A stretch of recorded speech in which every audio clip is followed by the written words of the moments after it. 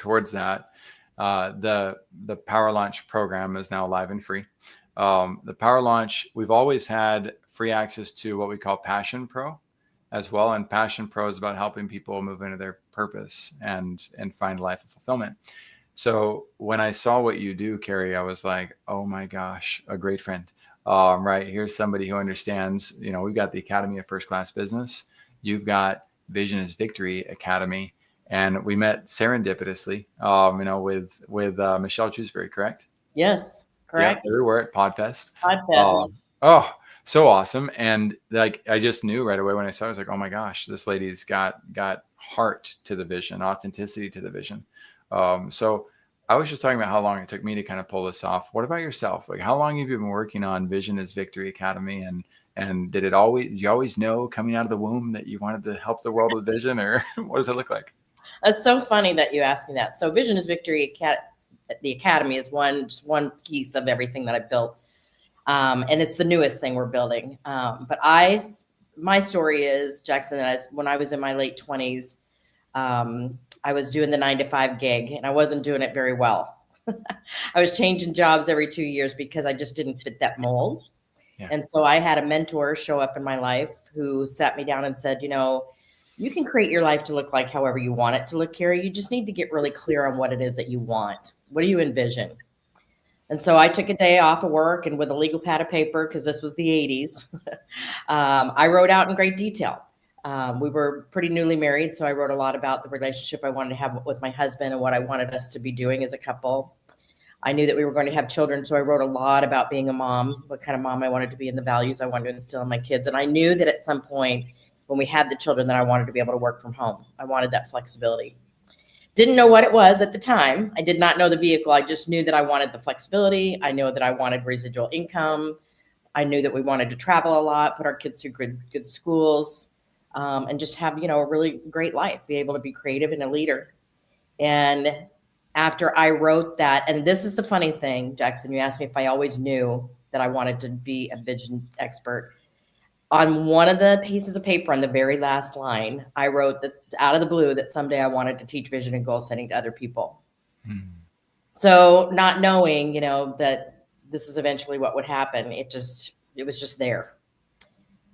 And so I stepped into being an entrepreneur when I was a young mom. I was in the industry of network marketing first. Mm-hmm. There were a really big team of people with a company called Arbonne, and I taught them all how to write a vision.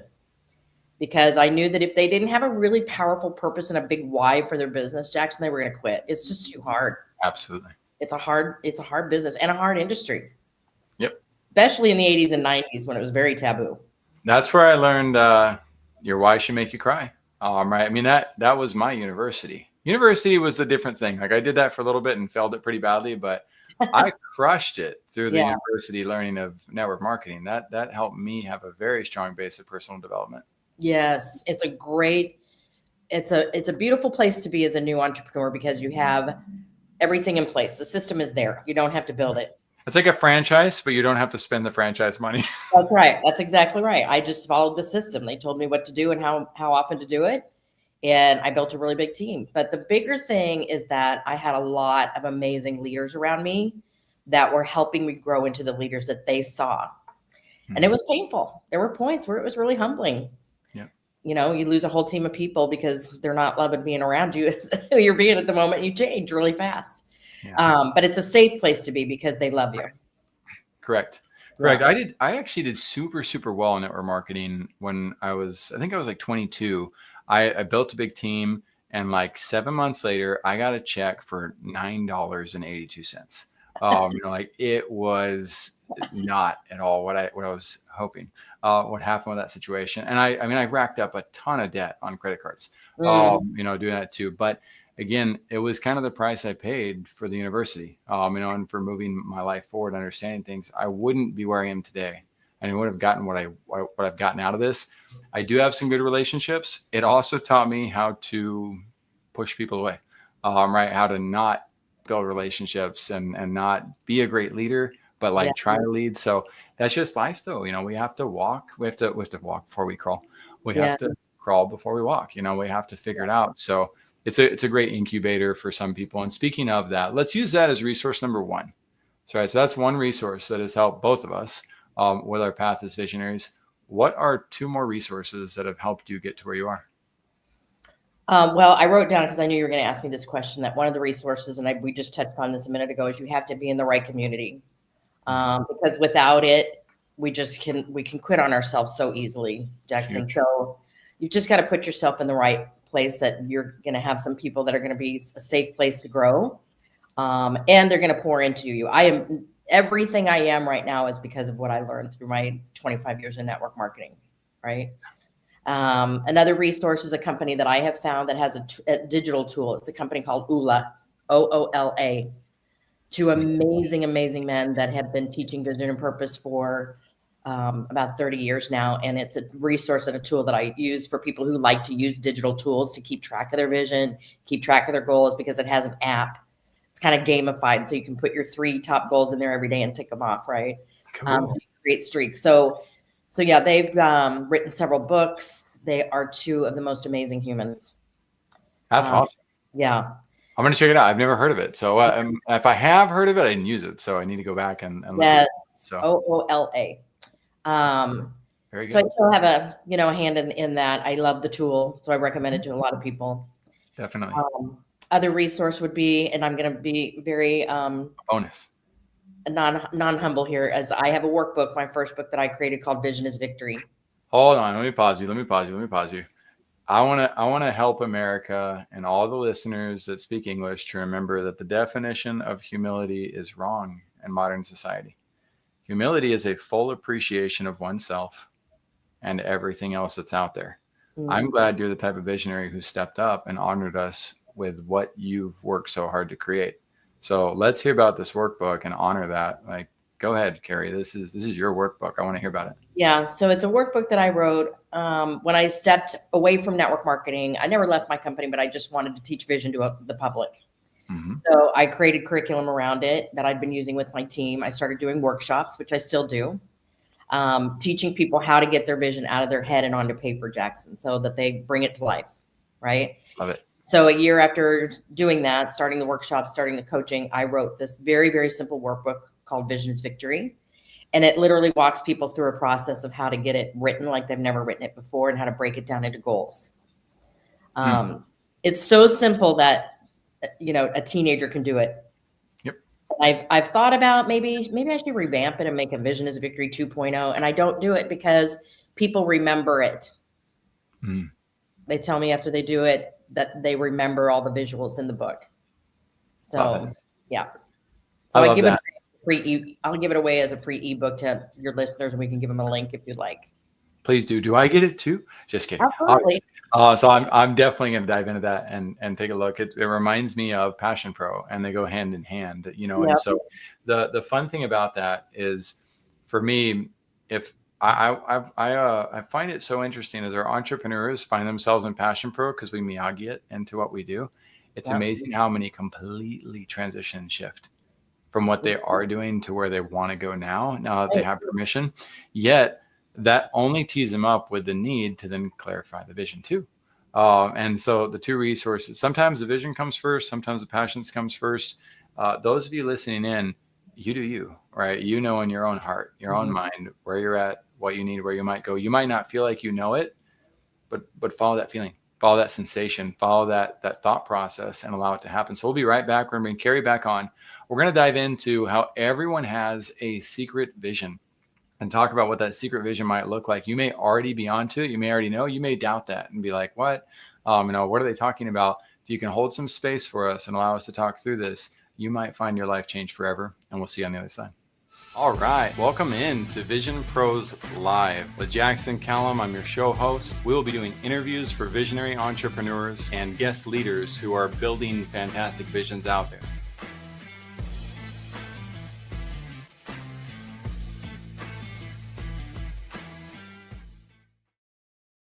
Woohoo! What's up, everybody, and welcome back to another episode of Vision Pros Live. I'm your show host, Jackson Callum, founder and CEO of First Class Business.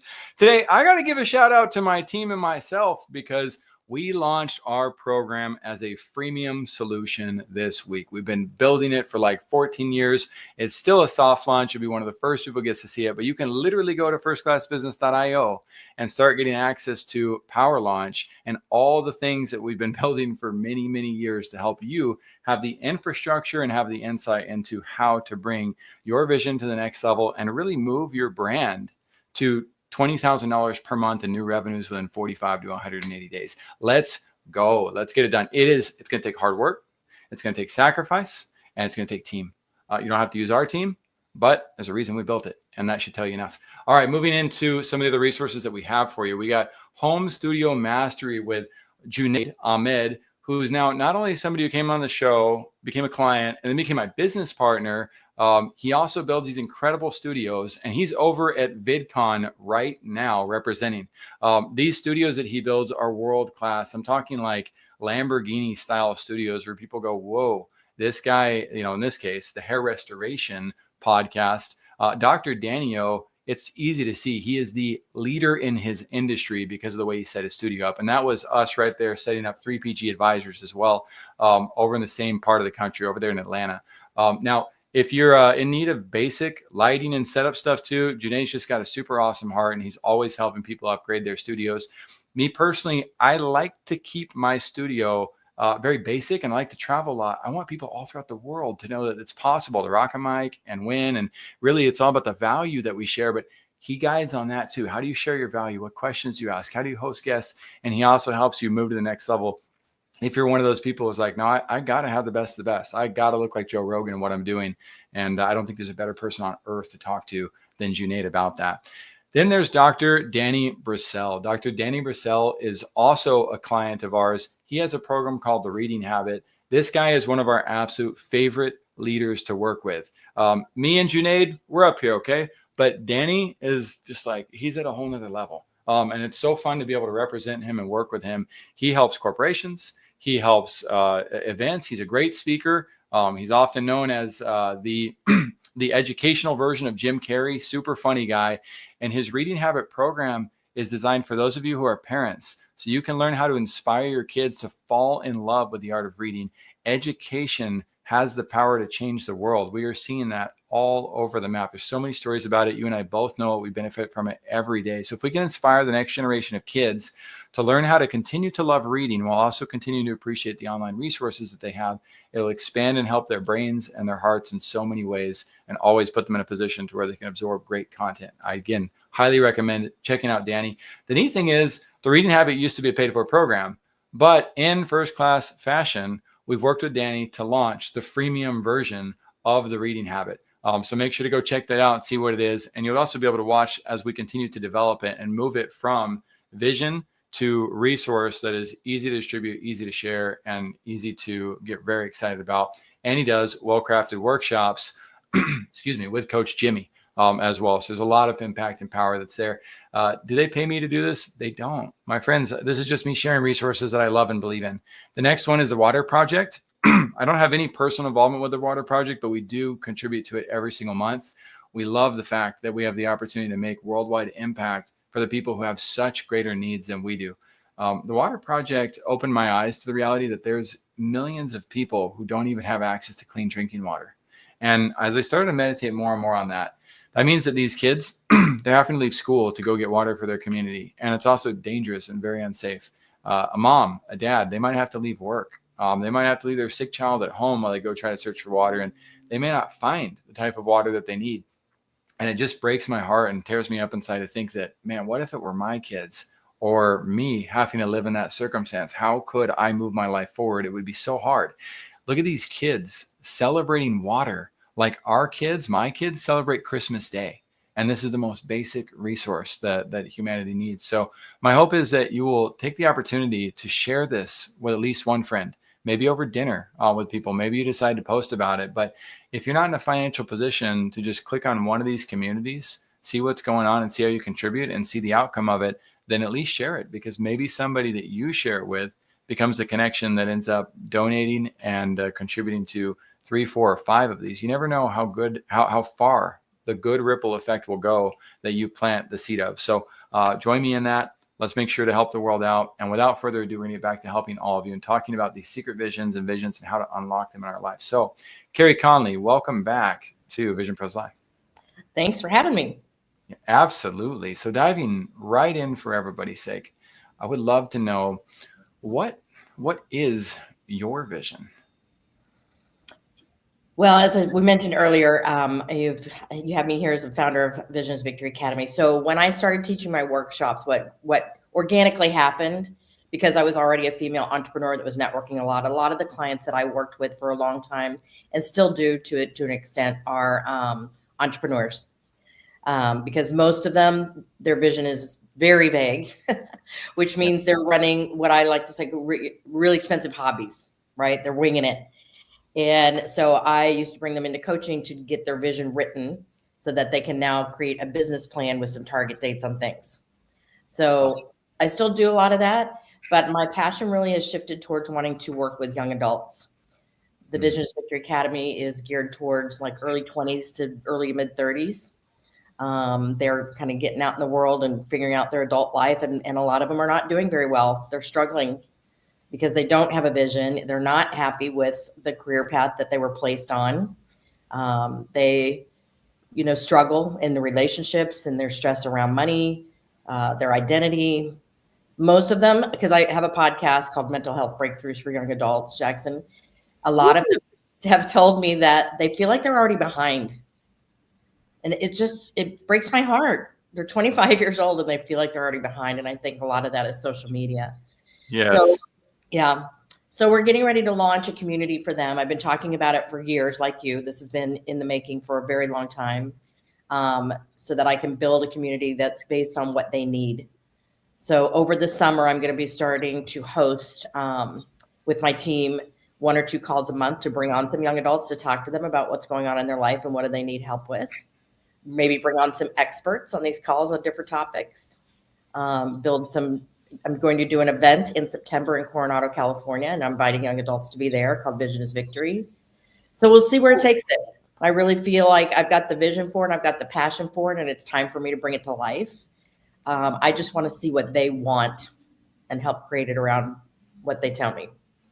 Oh, I love it. And I look forward to seeing the link for the event. If you're doing it link style, then it'd be awesome to have that, because what a powerful vision and a powerful event. It's going to get redundant between the two of us. But that's all good. I mean, that's kind of what we want you guys to be able to hear and see. So I want to go back to one thing that you talked about. One, you talked about your podcast, Mental Health Breakthroughs with Young Adults. And you also talked about already feeling behind to validate that. I grew up in a world where YouTube had just come out, right when I was a young, not adult, young man. And so I remember my friend telling me about YouTube and about a really gruesome video. And I was like, okay, never touch YouTube. Now here it is. Right. But we were both in band, and we ended up getting second in state, in the state of Texas for our band. And I emotionally and psychologically quit. I was done. Mm-hmm. I knew that I wasn't good enough. I knew right then and there that if I wasn't first as a 7th grader in my own class, there was 8th graders who were better than me. And there's probably every other state, there's 49 other states, probably every single one of them has at least 1 to 2 people better than me. And then that means all the adults that are already experts, I'm never going to make it in this world. What a horrible feeling, right? And burden to have as a kid, thinking that you have to be the best or you have nothing. And now with Instagram and TikTok and Snapchat and all these things, it's like, if you do something well, but you open up one of those social media apps, you're just bombarded with all sorts of people who do it better than you. If that's the goal, is to be better than, then what a vicious trap that put me in almost until my 30s. I was stuck in that for so long. So those of you listening in, that scratches the surface of one of these levels, but we're talking to Carey, who's doing this on a regular basis, dedicating her life to it, helping people uncover that reality. And that's not something I've had to learn just once. It's not something that I'm one and done with. it's something I'm continually leaning into. So I'm very excited about what you're putting in place. I'm very excited about the shift that you're making for young adults. And I'll just add one tiny bit of wisdom for all of us on that regarding visions. While I don't like when cartoons throw in tons of adult content or adult humor to kind of connect with the parents and get the parents there, Mhm. I do understand the value of making sure that if you don't get the audience who pays for it, right? If you don't get their interest involved, then you end up creating a situation where adults probably aren't going to go pay to sit through an hour and a half of Barney singing. We got to do something to kind of get the full audience there to help and support. So it'll be interesting to see how you and I both go about our processes for that. I'm going to switch gears to this secret vision concept. So everyone has a secret vision. I know I projected the line on this, and we both talked about it beforehand. What does that mean to you? And what about the people who think they don't have a vision? It's such a big question. Yes, I believe everybody has a vision. I believe that as children, until we go through the process of being educated and being told, so I'll use myself as an example. So I grew up wanting to be a singer and an actress. Hmm. I loved it. I would spend hours in my room singing into anything I could make a microphone, right? Cool. And I was very creative, but it became very, very clear as I started getting into middle school and high school that was really cute that I sang in all the shows.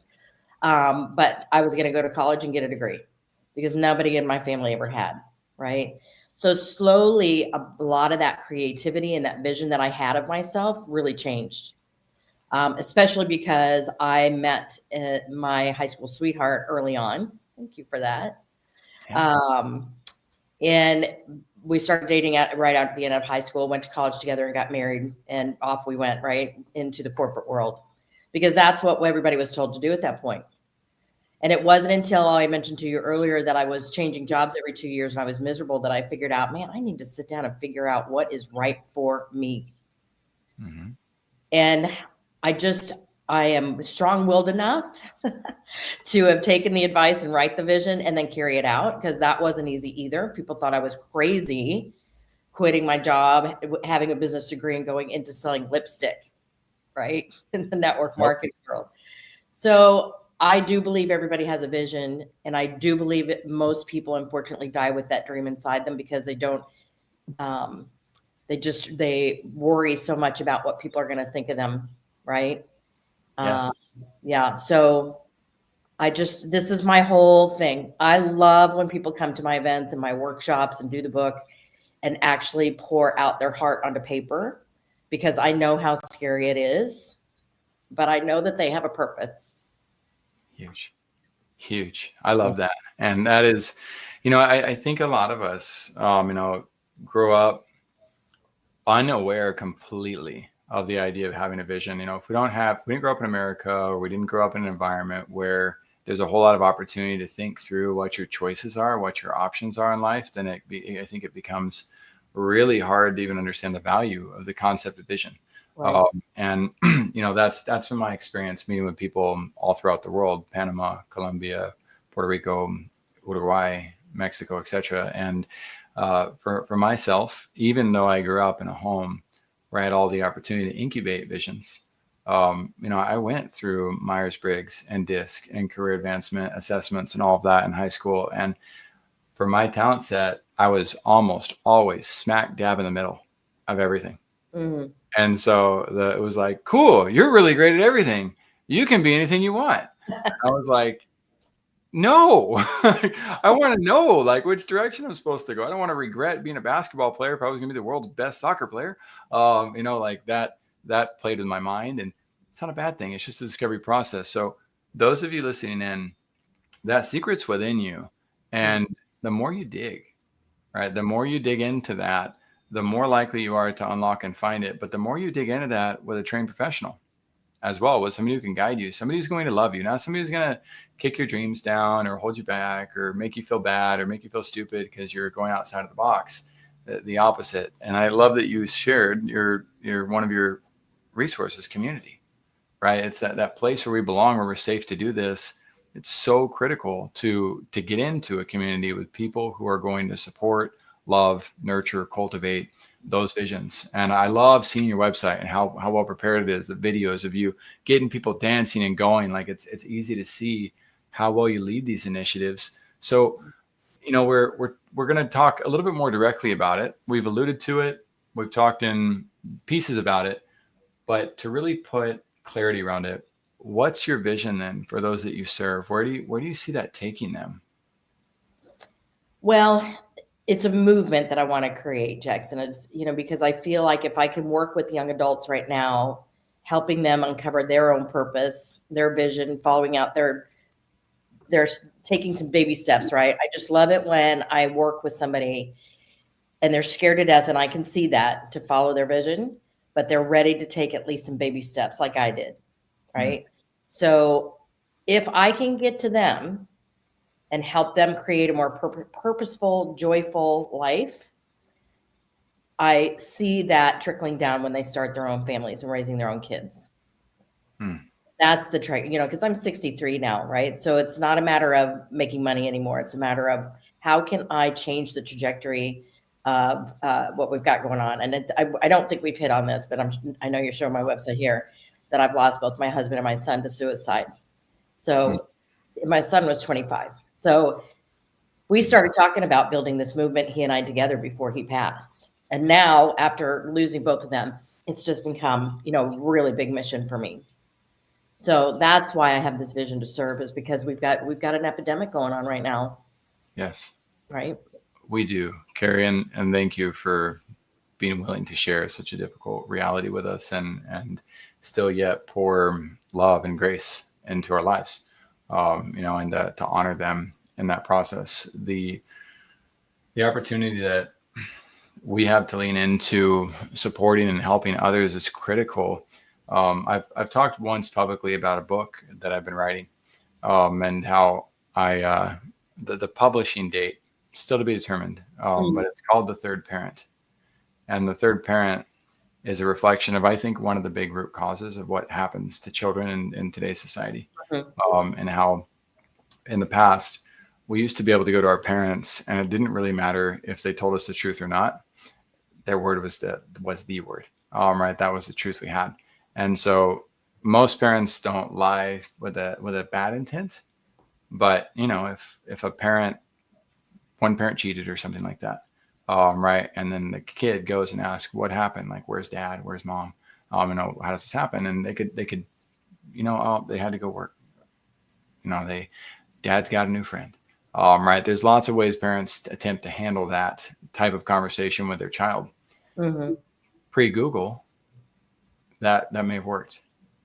But now that a 6-year-old or an 8-year-old can jump on to online and say, what does mommy mean when she says daddy has a new friend? That child's not getting psychological advice. They're getting cosmopolitan. They're getting trolls on the internet comments of other 6 and 8-year-olds. They're very active in that because they got nothing else to do with their time. And Google has become this third parent entity where there's so many popular votes, right? So many bits of knowledge of everybody agreeing with unhealthy concepts, that if the parent, us real life parents, are not prepared to acknowledge that, and we're not able to talk to our children, and we just keep shutting it down like our parents in the past used to do, where we say, someday you'll understand. Nope, someday you'll get it. Someday they think they do get it. Right. And you're outnumbered with all the world voices. And so if we don't learn how to discuss that with our children, what happens is I see nieces and nephews, and I see other children out there completely putting up a wall against their dumb parent and saying, you're just, they don't want to fight with their parents. They just know their parents are ignorant. Their parents can't see what they have access to seeing, all the voices they see. And people don't even realize that. And, we can't wait for the stats. We can't wait for us to find out in 20 years what's going to happen. We have to make logical, healthy movements as a society. Say, okay, Google's a resource like fire, and it can burn people to death or it can create electricity, but we have to use these resources responsibly in order to protect the next generation. So I hope I didn't derail our conversation, as much as paint a vision of something that I don't think many people have talked about a lot. And to me, it relates to the idea of if children feel isolated into a virtual box and they accidentally put up walls against their existing physical community, then they're going to fall into a position of despair and a position of distrust. What are your thoughts on that as a visionary expert and as somebody who understands the value of community? This really takes my heart because I now have two grandsons that are 5 and 2. And I am very aware of how different it is for them than it was when I was raising my kids, right? Because my kids were not raised with a cell phone in their hand. And I know that I'm proud of my daughter and my son-in-law because they are hyper aware of not doing that as well. But I see its prevalence, right? When you can be in a restaurant and you see 2-year-olds with an iPad in front of them because the parents don't want to have to teach them how to communicate and how to, be at a table. It's just very, very sad to me, to be honest. But that's why there's people like you and I and other people that are visionaries that are very aware and having a voice. And I really want to encourage you to get that book out. I want to encourage you to contribute to it as far as an expert. Somebody to also, I'm going to be the crazy dad with no degree. And that's all been planned pretty much for a long time in my life, but ringing the bell, it's just my response. Look, I don't know, but this expert says this expert says this. Yeah. I've already gotten several experts to contribute, and the launch won't be that hard, but I didn't launch it. And this, going back to y'all's visions, this is about vision development. You can follow in our footsteps on these things. When I was ready to launch the book, it was the year that Trump was being elected. And the political chaos that was taking place was so loud. I was like, this is never going to get any attention. This is not the time. I need to wait for a smarter time to launch this book because I am going to launch it powerfully. And then COVID hit. And I was like, great. Now there's a whole thing that nobody's going to stop talking about, along with yet another election. So it's been a process, but I know that God makes no mistakes with his timing. I need to do my part to get the people who are going to get involved to help me push this up the mountain. I think it's very much time. I think we've got to, and we'll launch the third, and it's an easy book. All we need is screenshots, right? All we need is to showcase what it looks like. We're just driving awareness, and we're driving a conversation with a healthy petition to ask people to bring this to the attention of Google, what's going on there. And we will launch it with the trailer already for the 4th parent, Facebook, and the 5th parent, Snapchat, and the 6th parent, and we'll create the whole series. But we do have to create a dialogue, and there's not. I have my theories of solutions, but unless we have doctors talking about it, nobody's going to care. Nobody that can make the changes is going to adjust. We got to make a movement with it. So thank you for your support on that. And again, those of you who are out there who might want to contribute and think that's a good idea, please do. Contact me. Let me know that you're interested in that concept and seeing it brought forward, because that also empowers visionaries. So speaking of that, you've talked about community. Communities are very hard to build. They take a lot of work to be able to pull together and make happen. The visionaries out there, if we want them to lean into community and get support there, and we know the power of networking, and you've got materials and resources. We've talked about secret vision. Let's talk about secret sauce.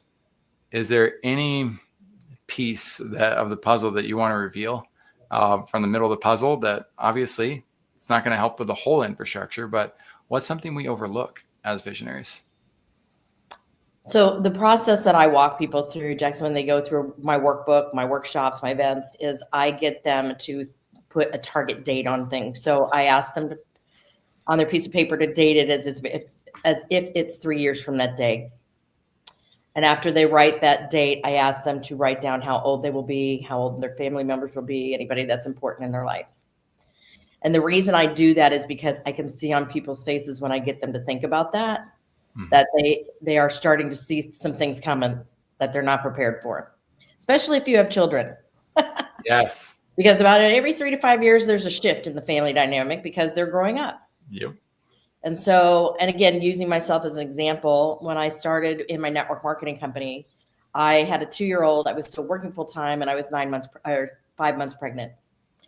And my target, my big target that had a date on it, was to be able to quit my job, get my son out of daycare, and stay home before the baby came. And so when I stepped into my company, I told them that, and they said, well, how much do you need to make? And I said, I need to make, let's say, $1,000 a month to do that. So I knew with that target and what that target looked like for me to create that vision, the first step in my vision for our family's life was to follow the steps they told me so I could reverse engineer it, right? So when I get people to think 3 years out and to dream in every area of their life, what do they want it to look like 3 years, that 3-year date? Now we can start moving backwards, and we can go down into, all right, let's write out some really specific, quantitative, SMART goals for 1 year. Smart goals. Yeah. Right. So that's the secret sauce, is that nobody wants to put dates on things because it's scary. I love that. What are you talking about? Yep. Especially entrepreneurs, when I talk to them, first and foremost, Jackson, I ask them, what is the revenue target for the year? 99.9% of the time they look at me and go, what are you talking about? That's right. Okay. So you just gave us spicy secret sauce. That is absolutely spicy. So I'm going to add some mildness to the mix here. I'm going to add some ingredients that help pull the spiciness level down on it without losing its savor. Right. And this comes from Ramit Sethi of IWillTeachYouToBeRich.com. Ramit Sethi, Stanford grad, super smart, awesome programs, but his main program that like really hit me was his ultimate guide to setting habits. And in that ultimate guide to setting habits, he had this process on goals. And he shared a theory that I had never heard on goals. I was pretty young when I read it. I think I was like 25 or so. It unlocked everything for me about goals. It unlocked why I had struggled with goals. It unlocked why I was like, why does everybody hate that I set big goals? Right, that I set timelines. And what Ramit Sethi taught is we have a very unhealthy relationship with goals. Mm. The goal. Why do we set a goal? We don't set a goal so that we can achieve the goal. We set a goal that stretches us, that expands us. And so instead of looking at goals from the position of, I have to do this or I'm a failure, right? I have to get this done or I'm a loser. Instead of looking at it that way, we need to realize that the goal is designed to stretch us, and we need to evaluate, how did we do? That's the opportunity, is how did we do? What did we learn? Where will we go from here? Are we going to abandon this goal because we found something better? Or we're going to move towards it? So I love what you're talking about, to set the target date. And if you feel the date is scaring the bejesus out of you, right, and it's like going to crush you and cripple you, then that's probably a really healthy time to say, I added a little bit too much spice to this. Maybe I can extend it by a week or a year. Maybe there's something else I need to evaluate. And that's, again, where other people's minds and hearts, community, can really help. That way you're not trying to dissolve all of this by yourself. And if that scares you, the latest savory, mild component that I recommend adding, ChatGPT. Go to ChatGPT and ask it and say, hey, I'm kind of scared about this goal. Here's what I've done. What am I overlooking? Right. Or what can I do in relation to this to protect my own feelings, my own ambitions, my own motivation as I move towards this? ChatGPT does miracles when it comes to helping us if we're able and willing to ask the right questions. It can also be a very powerful and dangerous tool if you don't ask the right questions. So make sure you're paying attention to that out there if that's your direction. We're coming up to the end of the show. I'm going to ask my favorite question. I'd love for you to come back, Carey, because we got depth. We got real great depth here. So my favorite question: if this was the last chance you had to speak on any podcast anywhere, today's the day, that it's all over, you've left your legacy, what powerful lesson can other visionaries learn from your experience? I think it's that the biggest reason I talk to people about vision is it becomes, and this is interesting, we're talking about books. When I get in front of people and I talk about why having a written vision is so powerful in your life, there's like 20 bullets I can pull from, Jackson, of all the reasons I believe in a written, powerful vision. And one of the reasons I talk about is it becomes your anchor in all the storms. And the reason I can say that is because when people ask me, how in the world did you get through what you've been through and you're still doing what you're doing? And one of the reasons I tell them is my faith and it's my vision. My vision has been my anchor. It's my purpose. It's what gets me out of bed every morning. And so I think that's the overall message I want people to know, is that if you are struggling and you're not happy and you're not finding joy, your joy is anchored in knowing that you have a purpose, right? And to follow your vision and your dreams. So I just really want to encourage people, especially if they're really struggling right now, to find their anchor. I love that. Thank you. Carey Conley, founder of Vision is Victory Academy. And here she is helping open our doors, open our abilities. I love this quote: vision becomes your anchor in all the storms.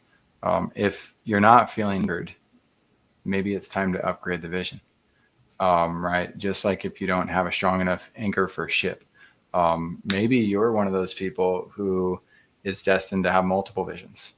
That could be LeBron James. Wrong side, that guy, right there, or Richard Branson, with hundreds of companies, Jackson Callum with like a dozen, and Carey, she's had several visions too. You got family vision, you got personal well-being vision, you got spiritual visions, temporal wellness visions. There's lots of different types of visions too that can be intertwined or that can be forgotten. But I love this concept that the vision becomes your anchor in all the storms, because I know what it's like to go through heavy storms in life.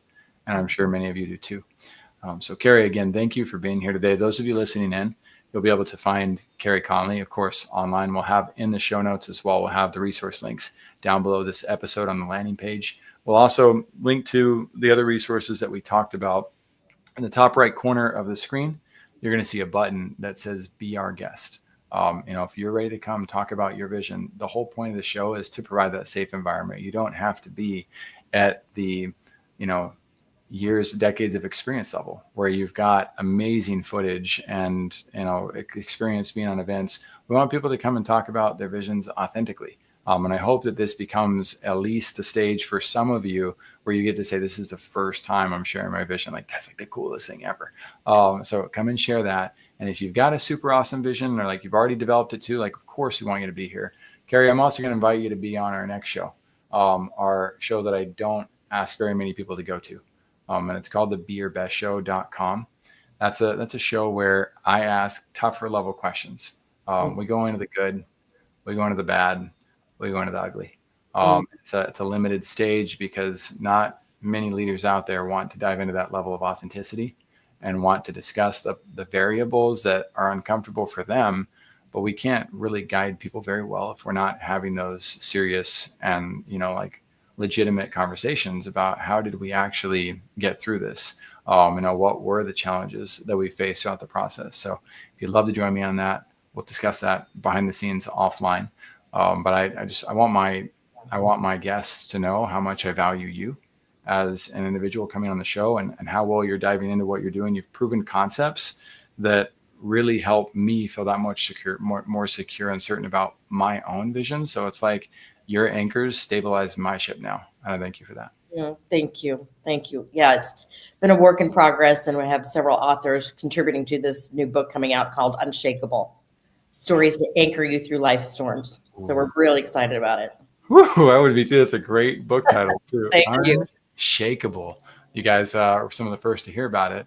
And we look forward to that coming out, and let us know once it does so we can add that resource back to the landing page as well. Absolutely. And Vision Pros, we'll see you guys on the next episode. Thank you. Thank you for being here today. I'm really happy that you tuned in to Vision Pros Live. I'm looking forward to seeing your reactions as these episodes continue to move forward. This is going to get more and more fun. We'll have more and more engagement as well. We'll invite people to participate in the show. And thank you for giving us your time and attention. Have an